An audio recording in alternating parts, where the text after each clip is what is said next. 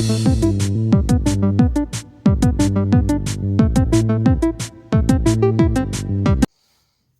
guys, it's Robbie here, and this is Frecky Fit Wolf. It is Thursday, which is what I'm starting to call Thoughtful Thursday. Basically, I'm going through and talking about mental health, mainly mine, but mental health in general. And I don't fully know everything that I do want to talk about with this whole Thoughtful Thursday thing. So if you have any questions or comments or suggestions, feel free to leave them down below and let me know, because I definitely need ideas. But today I actually do have an idea of what I want to talk about, and it's something I've struggled with for a very long time, and I do not know if it's related to being bipolar or if it's an anxiety thing or what. It's something that I've just always have done, and I feel like a lot of people could probably relate to it that have certain kind of mental health issues, but some people don't. I've had the conversation with people, I've explained, what goes on in my head, and a lot of people just, they're like, no, that doesn't happen to them. They're not judging me, I don't think, but overall, they don't get it. So let's start with work for me, because that's where I am at most of my life.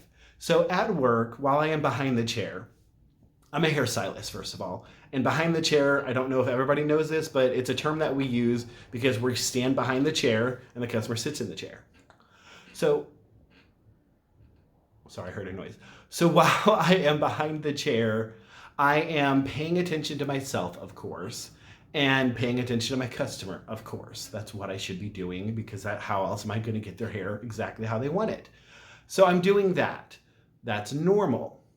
But then also my brain is paying attention to the radio in case something inappropriate happens, because I've had that happen years ago working at a salon. The radio said, and I apologize for this word so early in the video, but blowjob. They said that on the radio, and a child heard it and asked his mom, what's a... That was a very awkward day, especially I was like 19 back then. Didn't know how to handle that, besides I ran and changed the radio station. But that DJ should be fired, if they aren't by now. I mean, it's been however many years. But yeah, so either way, paying attention to the radio, because situations like that can happen. Or we play Spotify a lot, and sometimes it gets a little wonky and turns off on explicit. So I'm paying attention to that. So at this point, I'm paying attention to myself, my customer, the radio. I am also paying attention to, let's just say I have one coworker. So I'm paying attention to my one coworker and their customer and what their conversation is, making sure that things are going kosher over there, reading their body language, making sure that, things are going well. So that's me, my customer, the radio, coworker, coworker's customer. Then if there's people in the waiting room, let's just say there's two, I am paying attention to them to make sure that things are going all right over there. Because sometimes if the wait is too long, or if, the temperature is too cold, or the radio is too loud, or, any numerous things could be going on, I'm, paying attention to their body language, especially if they have a kid. I'm paying attention to the kid also running around. So let's say two people and a kid. So all of this, I'm paying attention to myself, my customer, coworker, their customer, the two adults and one child, and the radio, all at one time. All at one time. And this is the entire work shift. My brain is constantly paying attention, being hyper aware of everything. And so on top of all of those people, I'm being aware of things, like I said, the temperature, the volume of the radio, the cleanliness of the salon. Did we clean up properly? Especially now with COVID, or is everybody sanitizing properly? Am I doing things that I need to do? Are my coworkers? Are the customers? Because a lot of people love coming in without masks, even though we wear masks. Not getting into that, but yeah, all of that is going on the entire day in my brain, while trying to act normal, trying to hold normal conversations. And I'm able to. I mean, heck, I'm going to have an example of something later in this video, because I have some complaints that I want to complain about. But all of that is going on. And so it's very mentally draining by the end of the day. That's why a lot of times when I get off work, I don't want to be around anyone. I need to be alone before I can handle anything else, because my brain is overstimulated. And so that's one example of me being hyper aware. Another one let's see. I have two more that I want to explain. Let's go with the less hectic one. Going out to dinner. Say I'm going out to dinner with a friend, just one person. That should be easy enough. I'm paying attention to myself, of course. And when I say paying attention to myself, it is like I'm paying attention to how I'm sitting, how, my folds are hanging out or not hanging out or whatever. I already made sure my hair looks good, things like that. But the volume of my voice, making sure I'm not being too loud, especially in a restaurant. I don't want to disturb the people that are around us. I want to make sure that I'm not going to talk about anything inappropriate. I want to make sure that I'm pushed in as far as I can go, which for a fat person, for an overweight person, you guys know how I feel. Fat, I'm taking the power from it. Like, it's a descriptive term. Like, I'm sorry, I'm not insulting myself. 305 pounds. Like, I have that on me. It's fine. Overweight, whatever term you want to use. I'm not trying to offend anybody with that. But either way, 305-pound person, I push my chair in as far as I can go so that I'm making sure that nobody has issues getting by me, because I don't want to be, the cause of somebody not being able to get by. And I think that's everything when it comes to me. And then I'm also doing very similar to whoever I'm sitting at the table with, not, making sure their chair's pushed in, but like, if they start talking too loud, I'll like, a little bit quieter, like try to control them. I can't control other people, but I try to. And lead conversations into a politically correct way in case they start going a certain way, avoid certain topics, things like that.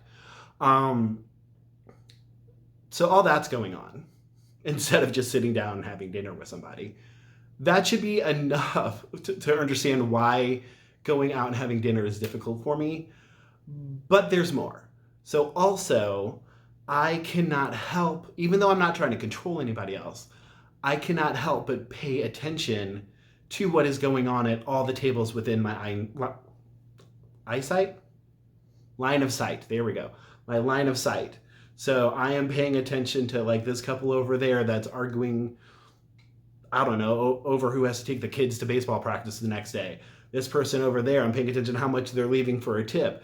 This couple over there, I'm paying attention to whatever. I'm constantly paying attention to it. And I can't help myself. It's not that I'm eavesdropping. It's not that I'm judging. I'm observing, but also like in a cautionary way. Like it's almost, this is why I think it's tied to anxiety, because some of it is like, in case there's danger type of thing, is what it feels like. Like making sure, even though like none of them are gonna, stand up and start shooting. Granted, you never know. But logically, I don't think that. I'm not really scared of that. But like there's this sense of danger why I'm paying attention and why I can't. And I've even brought up like at dinner, like with somebody like, oh my gosh, like she's really yelling at him about how much tip he's trying. Like this, for example, like this lady was yelling at, not yelling, but like arguing with her husband or boyfriend or whatever they were about how much tip he was giving because he wasn't giving enough. And I was like, you see that? And he was just like, no, like I wasn't paying attention to them. I'm like, why weren't you? I'm like, I'm paying attention to everything. And it made it really uncomfortable, the fact that I pointed it out. So made me feel like I can't point those things out. So there's that. And then the other one, I don't know how much detail I really want to go into because I don't want to use a true example. I started to, and then I deleted that video because I don't know if they watch this or watch my channel at all or not.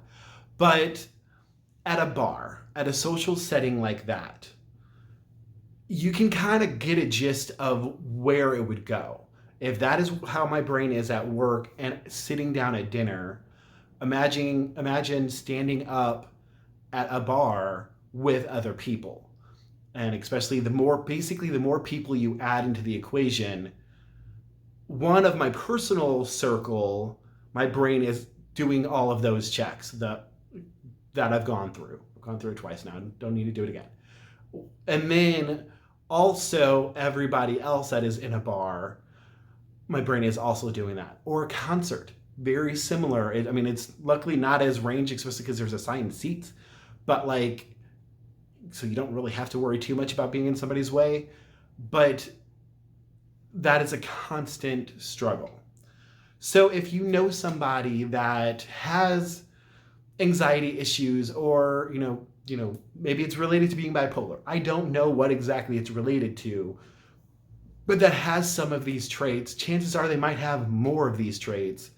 And so basically I'm just explaining all this, one, because I just feel like venting about it, and two, if you can see it in other people, maybe have a little bit of patience with them, because it's exhausting. It's very, very exhausting dealing with that all the time. And I really think for me, that is partly why this last go around of the depression got really, really bad. Like, I didn't go in extreme details, but let's just say I had to call a crisis hotline because things got really bad. And I think part of that was because of working so much, which I love my job. I do. But that is a lot of overstimulation that my brain does. I don't know how to calm it down or work it down. My therapist has given me some tools for in social settings, and I'm trying to use them in work setting, but they're not working so far. So we might need a little bit more. But yeah, so there's that. All right, so now for the things I want to complain about. And it's not really complaining, because not a single person meant something negative when they said this. So I'm going to be using some examples, and I think some of them might watch my videos. So if you do, if you hear something that sounds like something you said, I'm not mad at you. Just putting that out there. But so I am in a hypomanic phase right now. We've established that. I had a day Saturday, and it really ended up hurting my feelings a lot, for lack of a better word. And again, the person's, multiple people, did not mean it in a negative way. But in this phase, it's very hard to control a lot of what I do. So, okay, not trying to cry. Wow. It is very hard to control. Sorry, the lighting is getting weird. It's very hard to control what I do. Hold up. Let me scoot over. Whoa, that's my face. Let's go over here. That a little bit better? Okay. So, in this phase, it is very hard to control what I do. I've expressed that before, like with, financially, like how I literally have to argue with myself to control my spending, as I noticed 2 things that I bought this week. And yeah, they're really fun. So anyway, so it is a struggle, and it's really, really hard. And I'm really, again, with being the hyper aware, I'm aware of what I'm doing, even if I can't fully control it. So I'm talking a ton. I'm very animated. I'm very energetic. It's hard for me to just be like at peace. And all day I struggle with trying to calm that down. And again, being aware of, am I talking too much? I'm probably annoying somebody. Is this person gonna get offended because I won't shut up? Things like that. And so Saturday, one of my regulars, longtime customer, loved them to death, said it playfully and jokingly. They were like, "Man, you're talking a lot today. Like, can you even breathe with?" I forgot how she worded it now, but basically, like, take a breath. And I was already aware of the fact that I was talking a lot. She had asked some questions, I had some answers, I got excited, blah, blah, blah. Things like that happen. And she laughed, and she loved it, and because I apologized immediately. I was like, "Oh my gosh, I'm so sorry." It's like, no, it's funny. Like, I'm having a ball. Like, I love this. And so she wasn't mad or anything like that. And then later that day, and actually this wasn't a Saturday. This was a Friday, I think. But later that day, I had a coworker tell me that they liked this version of Robert more than the depressed Robert. And I know they meant it as like a compliment, but like, I guess a compliment. Like, it wasn't meant to be negative. Let's put it that way. Not necessarily a compliment, but not an insult by any means. She was trying to be encouraging. But when you have something that's wrong with you, and basically people point it out to you, it hurts. In both of those situations, again, neither one meant it as a negative way, but it's like, I don't know how to word it, but it hurt. Like, I mean, yeah, I guess if I could choose, I'd rather be this way than super depressed, but also this way is wrong too. And very hard to exist in because, again, I'm having financial issues. I having energetic issues. The hyper awareness is like to the next level, and being able to focus is extremely hard. I mean, I've recorded this like 20 times because I keep getting distracted. And even all day today, I've had a list of things that I needed to do, and I keep getting distracted and I don't do any of them. And then by the end of the day, like, I look around and my place is a wreck. Like, I've been living out of the laundry basket, well, for a week. I wanted to say for 2 days because I did laundry 2 days ago. But when I did laundry last week, I never got them out of the basket because of this thing. And it gets very hard to focus and to stick to, and to all this and all that. And it's very draining, and it's not, I hate the word, but normal. Like, I don't know what other word to use besides normal, because there is no normal, but you guys understand what I mean, I'm sure. So pointing that out, pointing that out just really hurts. And they did not mean any malice by it. And it's my own self for being a little bit sensitive about it. And for years, I've had people tell me similar things. But, before I got diagnosed with bipolar and understood it and I started paying attention, it never really bothered me that much, besides like, oh yeah. And then plus it puts a pressure on me, like, okay, now I need to act this way.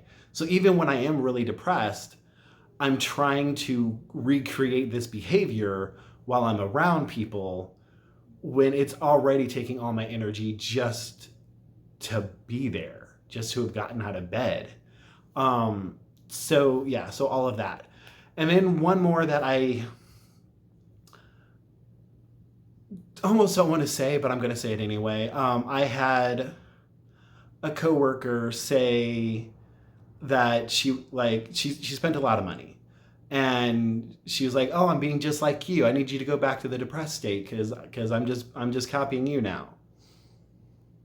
I don't know how I was supposed to take that. I don't know if that was supposed to be a joke. I mean, she's a friend, so I know it wasn't supposed to be mean. But like, one, you can't just copy somebody's bipolar behaviors. It's not contagious. And two, the depressed state means I want to kill myself. And you just told me I should go back to that. And yeah, it's been burning in my head since that was said, especially that was like the day after the other comments, and or 2 days after. So like all that was fresh in my head, and then there's that happened, and it really it hurt like a lot. And I mean, luckily I'm in this phase, so it's hard for me to like get really, really depressed. But those thoughts are still always in my head, even in this phase. And it's just like, I don't understand what that was supposed to mean. Like, I'm assuming it was supposed to be a lighthearted joke. And so the point with all of this, I have 2 points. Sorry, I know this video is long. You guys told me not to apologize, and I just did. But, so one, try to be a little aware of what you say to people, especially when you know they are going through things. I think the world needs that in general, and I'm sure I've been guilty of similar stuff, so I'm telling that to myself. But you never know exactly how things how things come across. Um, just think it through. And then two, the other thing is for me, like and it's something I'm working on, is that I'm trying to not take things to heart, because as I said like 1,000 times, making sure that they understood I'm not mad, like none of them meant any malice by any of those statements. But it still hurt, but I know they didn't mean anything bad. So for me, I have to try to figure out how to not take things to heart as much. Basically not be so sensitive, but I'm working on it. I'm learning how to. Like, I've, basically for a very long time put my mental health on the back burner. I just ignored it because I had other shit I had to do, stuff I had to do. Dang, 2 bad words in this like one video. I am so sorry. But I had other stuff that I had to do. And yeah, so I'm learning. I mean, like I said, I'm going to therapy, I'm going to a psychiatrist, all that stuff. Venting on here, you guys have been super helpful. So yeah, like it's a work in progress. Yeah, that's kind of all I got on this subject. So just wanted to share that. Don't know if it's interesting to anybody. Let me know if it is. And yeah, like, comment, subscribe, all of that. And I'll talk to you later.